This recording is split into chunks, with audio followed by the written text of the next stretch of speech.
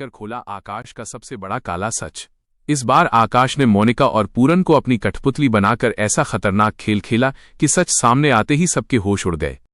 मोनिका और पूरन अचानक एक एंटीक चीजों की शॉप पर काम करने लगते हैं। देखते ही देखते दोनों अपने क्रेडिट कार्ड का आधा कर्ज चुका देते हैं। घरवालों को ये सब बहुत अजीब लगता है। तभी आरव को शक होता है कि दोनों किसी गैरकानूनी काम में फंस चुके हैं। वो तुरंत ये बात सूरज को बताता है। सूरज बिना देर किए अपने जासूस मोनिका और पूरन के पीछे लगा देता है।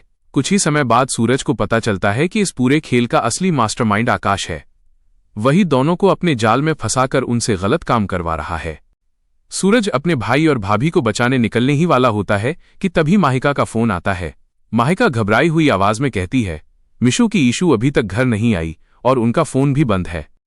ये सुनते ही सूरज के पैरों तले जमीन खिसक जाती है, क्योंकि ईशा ऑफिस से काफी देर पहले निकल चुकी होती है। सूरज तुरंत ईशा की लोकेशन ट्रैक करवाता है। दरअसल सूरज ने पहले ही सुरक्षा के लिए ईशा के बैग में एक छोटा ट्रैकर छुपाकर रखा था। उसी ट्रैकर की मदद से सूरज उस जगह पहुंच जाता है जहां ईशा गई होती है। लेकिन वहां का नजारा देखकर सूरज भी हैरान रह जाता है। जिस शॉप को लोग एंटीक सामान की दुकान समझते थे, वहां असल में एक बहुत बड़ी माफिया गैंग का कारोबार चल रहा होता है।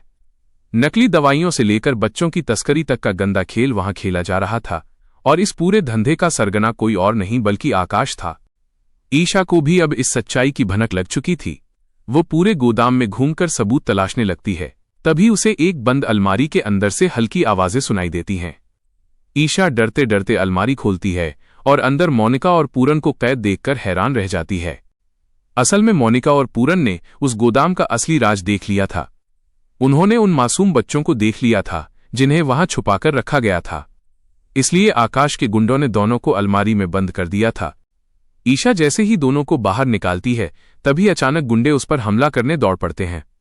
ईशा डर जाती है, लेकिन अगले ही पल वहां सूरज की एंट्री होती है। सूरज अकेले ही गुंडों पर टूट पड़ता है। उसकी आंखों में गुस्सा साफ दिखाई देता है।